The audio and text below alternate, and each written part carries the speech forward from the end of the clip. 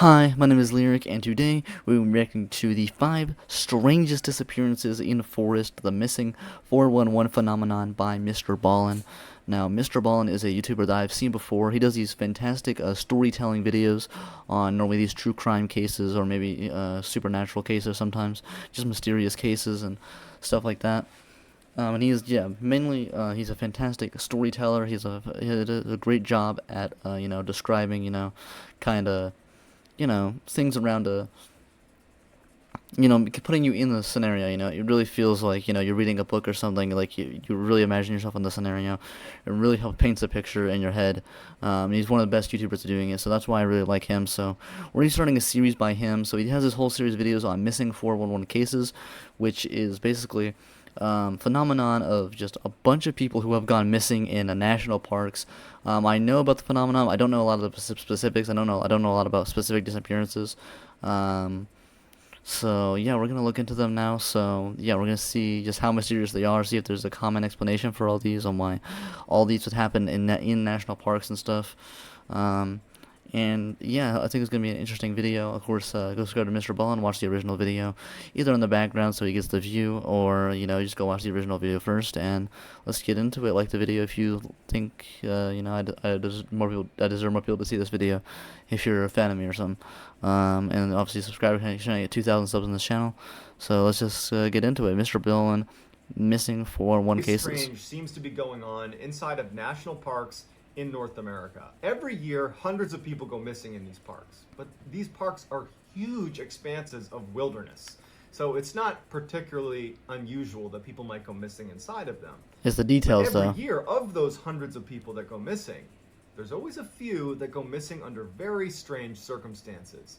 Either the way in which they disappeared doesn't really add up. Someone will be watching or keeping an eye on someone. They'll turn around and then turn back, and that person's missing, and there's not a trace of them, and they're never found again. Or you'll have instances of someone will go missing, there'll be an extensive search, there's no trace of them, and then they're found like miles and miles away, and they'll just be alive and just have no memory of what happened.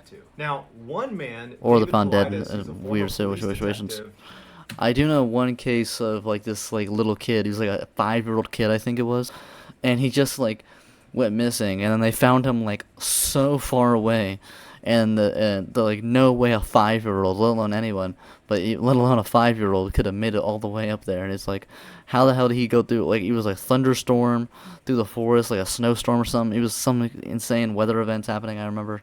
Yeah, there's a bunch of weird scenarios around these where it's I don't even know a conspiracy that could explain these. There's not even a theory that really makes sense at all, that even there's not even a theory you could make up for. I could think of to explain all these disappearances that are so strange happening here. It's just if you, I don't know if there is any theories or so on this about how the hell all these things happen. Please explain it in the comments before, because I have never seen even a theory that begins to make sense that explains all these. He began researching these very strange disappearances inside of national parks. It started when a park ranger actually approached him and said, "Hey, there's a bunch of weird things happening in state parks. You should look into it because you're a former detective." Into it, he discovered that there were so many oddities around many of these strange disappearances. And he saw there was many overlaps and similarities that he really dove into it. And he's examined the similarities, strange cases.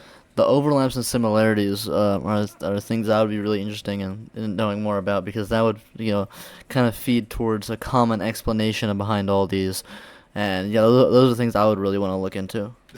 By his count, 10,000 plus hours of research. He's written 4 books. They're all under the name Missing 411. If you Google Missing 411, that's really interesting. You'll find a plethora of information about these cases. He has 2 documentaries out.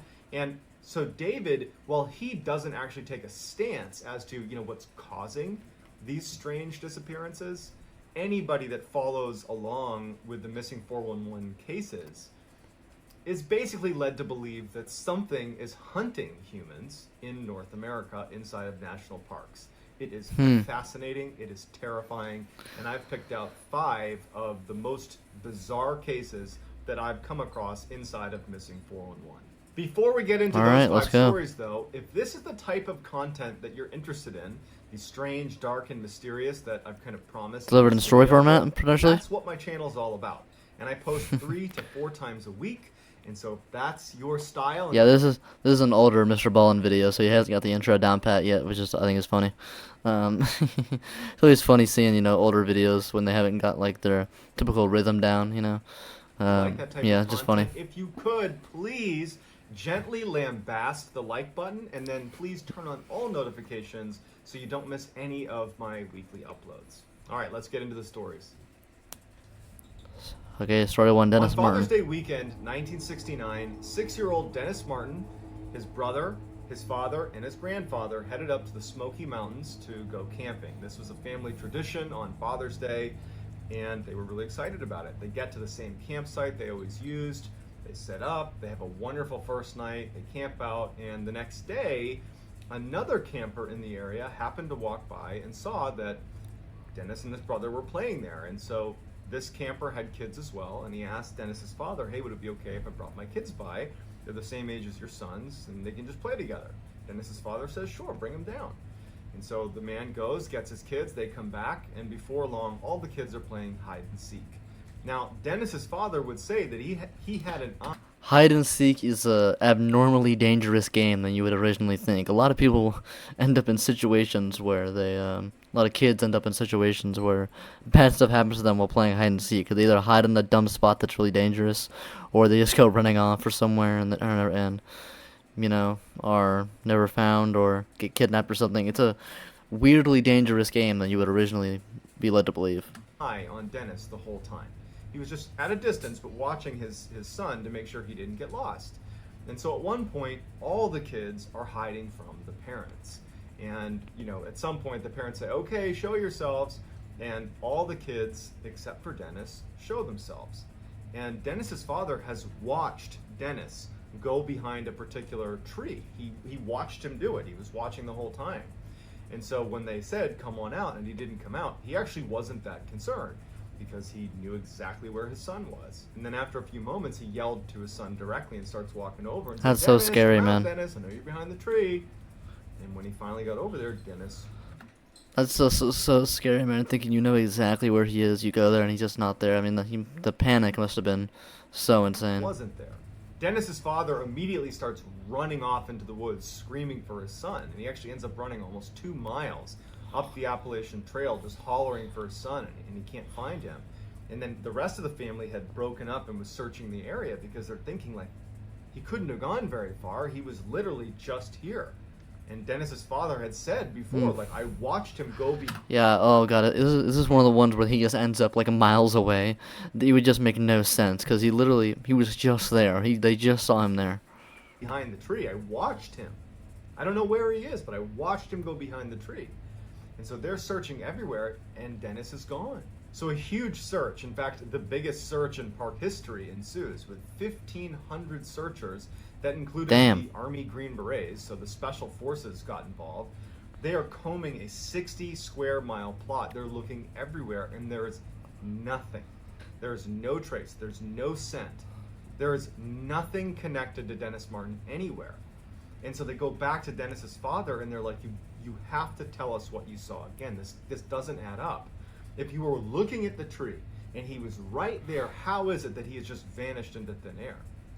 Out of a 60-mile radius. I mean, that's a gigantic radius that there's just no trace of him at all. No one I mean, knew. that's insane. That was it. No one knows what happened. There's no closure. He's just gone, and they never knew what happened to him. Years later, when David Paulides was doing his research for Missing 411 and was researching the Dennis Martin case, he interviewed other families that had been at the campground at the same time that Dennis had gone missing. And one of those families was the Key family. And they had asked a park ranger where they could go on the campground where they might be able to see some bears. And so the park ranger obviously said, be careful, but you can go over here to this section of the campground and you might see a bear. And so they head over there and they're looking for bears. And one of their children hears a scream, or thinks he hears a scream, and kind of directs the family to look in the direction of So, like, if this is going towards he might have been killed by a bear, though, I feel like there'd be some trace of him, I mean, bears don't just swallow people whole, and even so, like, no one in the the Dennis family heard a bear or anything. I don't know. It's just very. It doesn't seem like it'd be a bear from the details we've got so far. You might see a bear. Maybe So more they head information over there though. and they're looking for bears. And one of their children hears a scream, or thinks he hears a scream, and kind of directs the family to look in the direction of the scream. And from their vantage point, they could see up onto the side of this mountain where there was, call it sparse trees all over the mountain, so you could kind of see in between the trees. And they saw what looked like a bear running along the mountainside, but with something slung over its shoulder. Except the interesting thing about this bear was the father was quoted as saying that it didn't really act like a bear. It was acting more like a human the way it was running. It looked. Okay, so is this kind of like insinuating that there's, yeah, 'cause you said in the beginning, an explanation could be for all these, that there is something in the forest that we don't know about that's like hunting humans and stuff. So is this kind of insinuating that it's like some different creature that got Dennis, and that's what these people saw? That would make a lot more. That seems like if you're going to that theory, then that would make. I mean, it kind of would make sense a bit more. I The suppose. interesting thing about this bear was the That's father scary. was quoted That's as saying horrifying. that it didn't really act like a bear. For be a human-like creature that kind of looks like a bear at the same time, that just hunts humans in a national park. I mean that's, I mean that's just a, I mean that's a cryptid, like, God, an amazing cryptid right there. Let alone if it's that there's decent evidence that it's a real creature that's doing all this that would explain some of this. I mean this just sounds absolutely horrifying.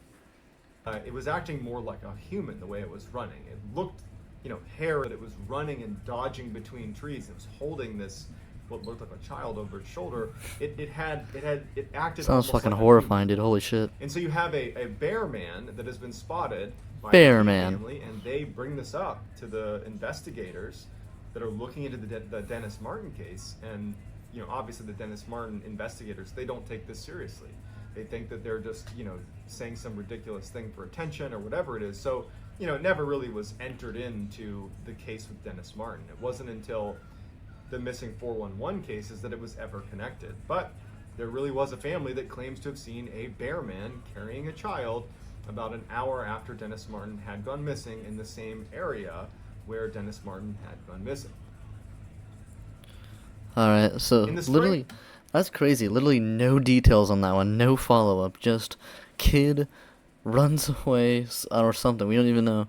Goes missing, and a couple nearby says, we just saw a bear man taking a child away. And they don't find it within a 60-mile radius of searching with 1,500 people looking. There's literally nothing, like no other details or anything. Like nothing to go off of there. I mean, it's just insane. Let's just, some like these are a lot of these I'm telling you, they're so mysterious that there's like barely anything to go off of to even make a theory really out of. Of 1952, 2-year-old Keith Parkins was playing with his siblings Two. outside of his grandfather's ranch in Ritter, Oregon. And Now there's no way this motherfucker ran away, okay? This guy is 2. This guy could not have gotten far if he decided to run away. This guy can barely walk. when the kids were all called in to have lunch, Keith was nowhere to be found. And so the siblings and the family went out and did a cursory search looking for Keith. And when nothing turns up, they call in authorities and a full-fledged search is launched for Keith. There's no sign, there's nothing. Yeah. And No 4 sign. miles away from the ranch, they find several hours later some footprints that look like they might belong to a 2-year-old. And they start tracking those footprints, and they go on for miles and miles, and then they just kind of stop. See, how does this make any sense? How the hell does a 2-year-old just run off for 4 miles and then the footprints go on for more miles? Like, how the hell does a 2-year-old get that far at all? Like, a 2-year-old can barely fucking walk. How the hell are they fucking going on just running away for they walk very slowly, dude. How the hell did they walk for so many miles? Like, it doesn't make any sense how the hell they got away like this. Yeah, it just doesn't make sense how the hell they got there. It wouldn't be until the next day, 12 miles away, 12 from the miles from the ranch, that they would ultimately find Keith. Surprisingly, Keith, who had disappeared with not enough clothing to be out in sub-zero temperatures with snow on the ground, and being 2 years This doesn't make any old, sense. I'm pretty prepared for sure a night this is the one I've heard out, was about. found alive, face down, 12 miles away. See, it doesn't make any sense. A 2-year-old. 2! That is so young, it's actually fucking insane. A 2-year-old traveling 12 miles in sub-zero snowy temperatures. How? It doesn't make any goddamn sense how the hell this would happen. It doesn't make any sense. It just doesn't make any sense. His jacket and his hat had been stacked neatly next to him, and he had scratch marks all over his face, but he was unhurt. When asked, what happened, he's Unhurt. He had said a cat scratched him, and he kept repeating that a cat had scratched him. That was the only thing that he could articulate. That kind of runs with the theory of the fucking bear man, because a 2-year-old wouldn't tell know the fucking difference, especially if it's this creature that doesn't even have a fucking name. It's just a bear man. It would make sense that he would say a cat scratched him or something. The footprints don't make sense though, because if they are his footprints, then he must have mean that he actually was the one who traveled out, all those fucking miles. I don't know how the hell he survived in that temperatures. It really, there's a lot of mystery. Once again, there's another one. There's not enough details to actually even make a comprehensive theory, really, of how the hell this even happened. They're just so mysterious. It's just, like, what the hell? No one knew how a 2-year-old, in the span of 20 hours, could have moved in the middle of the night 12 miles away. Les Strat, very accomplished outdoorsman. He's the star. He is Survivor Man. He actually, because of this case, went out and tried to actually cover the distance in the allotted time. You have 20 hours to cover this 12 miles. And he couldn't do it. And he even said... But a 2-year-old can. That makes no goddamn sense. How? How does this fucking happen? Yeah. It doesn't make any goddamn sense. It's not possible for a 2-year-old to have covered this distance. Yeah, makes no goddamn sense. Not even close. The exposure to the... 2-year-old, once again, yeah. A 2-year-old... But a fully grown man who's used to surviving in harsh conditions can. The elements in the time that he was out there, but somehow he did. And years and years later, Keith was interviewed because now he's a grown man. He was interviewed about what happened, and he doesn't remember anything. He was 2. No memory of it. Yeah, he was 2. He wouldn't remember anything. At the end of 1973, 19-year-old Charles McCullough, who was an amateur photographer, had been doing a West Coast tour of the United States, going to all the different national parks to photograph beautiful scenery. And by this is the first one that isn't like a little child. He was in Oregon and wanted to go to Crater Lake, where he wanted to take pictures of Crater Lake. So he asked his friend, who had an all-terrain vehicle, to take him out to Crater Lake, because his van, which was this VW beat-up old van, it couldn't have made it out that far. And as his friend is driving him out to Crater Lake, Charles says to him, kind of jokingly, if you don't hear from me in a couple of days, file a missing person report. Sure enough, a couple of days later, when Charles doesn't show up, that friend does file a missing person report, and an extensive search is conducted at Crater Lake to find Charles. There's no sign of Charles. There's nothing. There's no anything about Charles.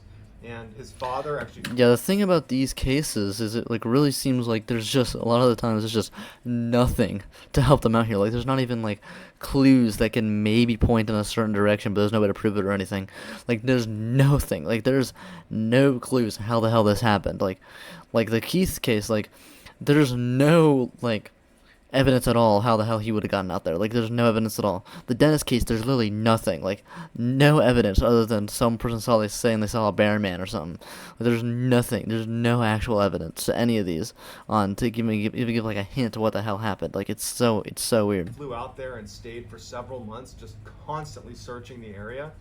Found nothing. So nothing is found. So a year later, a couple of backpackers were hiking the area around Crater Lake, and they get lost. They take a wrong turn, and they're well off the trailhead, and they discover a backpack. In the backpack, they found a strange-looking Volkswagen key that anyone that knew Charles McCullough knew that he had this strange key. And so when they found it, it was a distinctive key. And so when they gave it to police, it turned out that it was Charles McCullough's backpack. So investigators went out and started looking in the area that this backpack was found, which was 12 miles off the trailheads. This is not even close. Not even close. And near the backpack, they find what remained of Charles McCullough. The distance is the real thing here, because the first kid we never even found him, but he wasn't in anywhere within a 60-mile radius, And then yeah, these last two, it just the distance is a big part of it that connects it. Like they're all like super far away from where they are. Like they don't like mysteriously go missing, and are found like in a ditch somewhere right next to where they were. Like no, they're always so far away. There's always a gigantic distance traveled.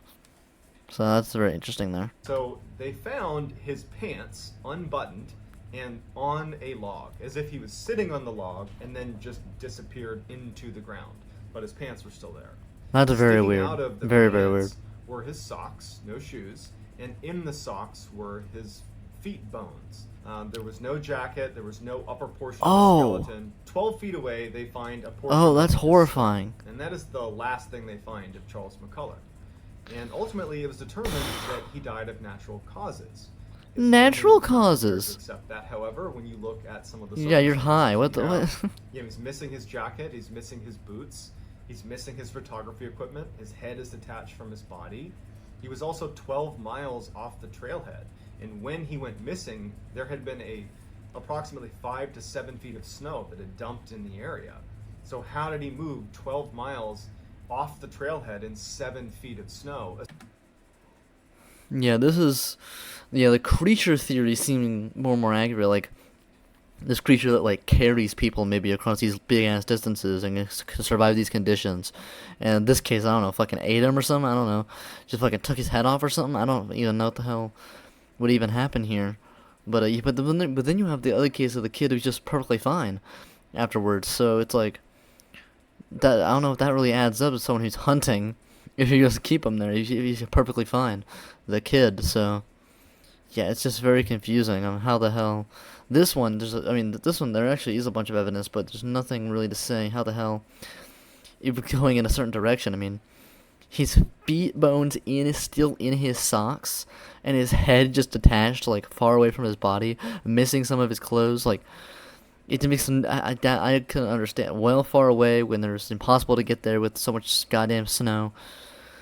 Once again, I have no idea how the hell this would even come close to happening. Especially when you consider he was not an outdoorsy type, and even when he got dropped off by his friend that drove him out there, he even said later on that he felt like Charles was very ill-equipped for the environment he was going into. But at the end of the day, it was left as, sorry, he went missing and he died of natural causes. And that was that. Natural causes is the most bullshit thing I've ever heard in my life, dog. Schleyer was a famous outdoorsman and hunter.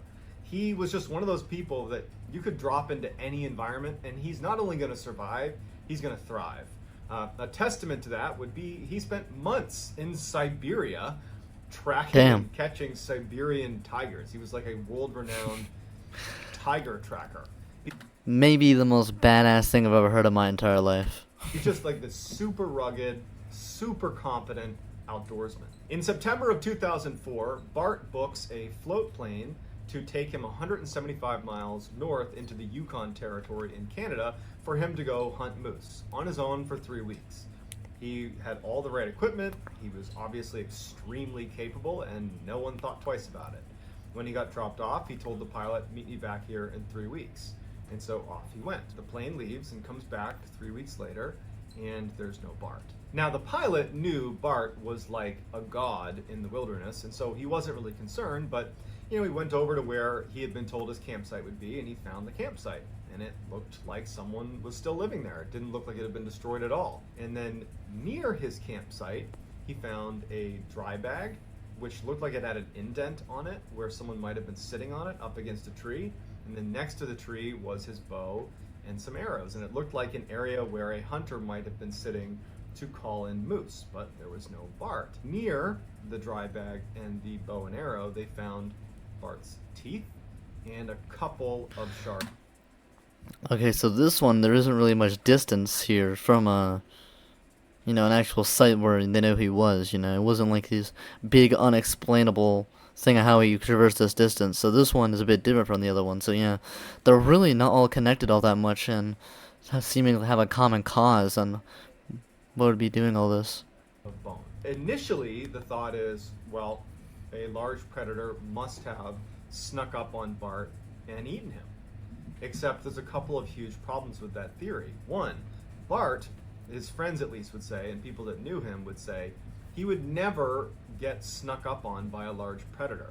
he was so accomplished in the wilderness. Like, he was always a step ahead of everything around him. So the idea that he would just be sitting there one day and a bear would just happen to sneak up on him is pretty far-fetched. Also, in the area where his teeth and some of his bones were found, there was no sign of what they call a death struggle, where you're fighting for your life, you're smashing into everything. There's none of that. There's no So it seems like he was kind of just instant or something. Surrounding areas that a large predator had attacked him. Also, his camp had food out in the open, and if a large predator had come through, like a bear, after But ate this food. it finished with Bart, it would have raided. Yeah, so from the details, it seemed like it was something that somehow just happened like instantaneously, where he didn't even have a chance to fight back, and it didn't even have any other purpose than to just take him. Which, yeah, it's very, very weird. Very, very weird. The campsite, and it did. No, And so the way this was very hard to left find an was explanation. He was attacked and eaten by a predator. But nobody believes that, because that wouldn't happen to Bart, and the circumstances around his campsite didn't really add up. All right, final story here. In 2002, Christopher Tompkins was working as a surveyor, and he was assigned to this 4-man survey crew that was working in Harris County, Georgia. And they were walking along this road spaced about 50 feet apart, all 4 of them. And Chris was the last one in line. And the third one in line would later tell investigators and police that as they were walking along the road, he would periodically turn around to just, for a quick second, make sure Chris was still there. And as they're walking along with no sound or any indication that anything's happened, he turned around, saw Chris, kept walking. A few minutes later, turned around, and Chris is gone. The third guy... Yeah, that's just a creepy one. You're just casually walking. You don't hear anything that could have happened. Like, this one, it would be so confusing to explain, because literally you were like not that far away from him, and you don't hear anything unusual happen. You don't hear anything happen, and you just turn around, he's just gone. Like, he just disappeared into the wind. It seems like, it's like, dude, how do you even explain that if you're literally right next to him, and you literally turned around, he was there, turned around a few minutes later, he was just gone. You didn't hear anything happen. Like, you can't do the predator explanation or anything at this point. Like, it's so weird to find an explanation. Like, it's, yeah, this one, yeah, the further we go along with these, the less explanations make sense. That, one, connect all of them, or two, even explain the individual ones. Hails the other 2, and they go, and they're like, where did Chris go? They're looking down the road, like maybe he stopped, maybe he stepped off the trail, but they can't see him. And they go back to, they start walking down the road towards where he would have been, and they find on the ground a pile of loose change and some of his tools that would have been in his pockets. And then they see one of his boots stuck in the barbed wire, because there was a little barbed wire fence that was running the length of this road. One of his boots was stuck in the barbed wire, and there was nothing else. They search the area, they're looking everywhere, there's no sign of him, and it didn't make any sense to the people in this survey crew, especially Right. the guy who was third in line, who was like, I literally saw him a minute ago, and there's no way he could have gotten away without me hearing. He couldn't have gotten Seen far. Some indication of where he was, but there was. But no we sign said that of for him. the other ones too. So after this huge investigation, they don't find any sign of him, and that's it. They're just like, yeah, he's gone. That's it. That's, They no did explanation. find 9 No, months no later, nothing. They found his other boot near a swamp 900 yards away, but it didn't provide any more clarity into what happened to him. However, if you look at the pile of loose change and things that were in his pockets that were on the road, it indicates that at some point he may have been turned upside down. And if you think about the entirety of all of these strange stories, where the idea being someone could be hunting humans, just picture in your head Chris Tompkins walking along and Them not hearing anything, flipping though, is upside so down, insane. dumping the contents out, and then being gone in a matter of a minute where no one can see where they went. These 5 stories are just a fraction of the And so, like, so literal thousands of instantaneously, we're others like, that are he didn't have a covered fight or in the anything. Missing 411 series. And while many people believe that all of the cases in Missing 411 and any others that ultimately are considered strange inside of these national parks have a rational explanation, even if we don't know what it is. Whereas There has to be, yeah. another group believes that this Missing 411 phenomenon is an indication that something is hunting humans in the national parks across North America. It can be Some both. say Bigfoot, some say aliens, some say Aliens. something else. Anything, anytime any mysterious happens, people Paranormal always is say aliens. certainly the other camp in terms of trying to explain away what these strange disappearances are from or what's causing them. Whether or not we ever find a definitive conclusion remains to be seen, but I would love to hear what you think is going on inside of these strange cases of missing 411, whether it's a rational... Alright, so that's pretty much going to be it. So yeah, what do you guys think is the most logical explanation you think for all the cases they did in this video? Obviously, there's a lot more missing 401 cases. There's a whole series of MrBallen videos about this topic. So if you want to see me react to more of these, make sure to, tell me that in the comment section, like this video so I know. But yeah, there's a lot more of these, and yeah, so what do you guys think is the most likely explanation? And what do you think is the most mysterious one in this video? Because it's just, yeah, I mean, it's insane how stuff like this happens with not even a shred of information. Normally in these true crime cases, people going missing, there's at least some information that kind of leads you to the direction. There's literally nothing with these, like literally nothing. So yeah, we're trying to get 2,000 subs. Go subscribe to MrBallen, the original video, and of course, if you want to see more, videos reacting to these, mysterious cases, make sure to tell me, and that'll be about it. Bye.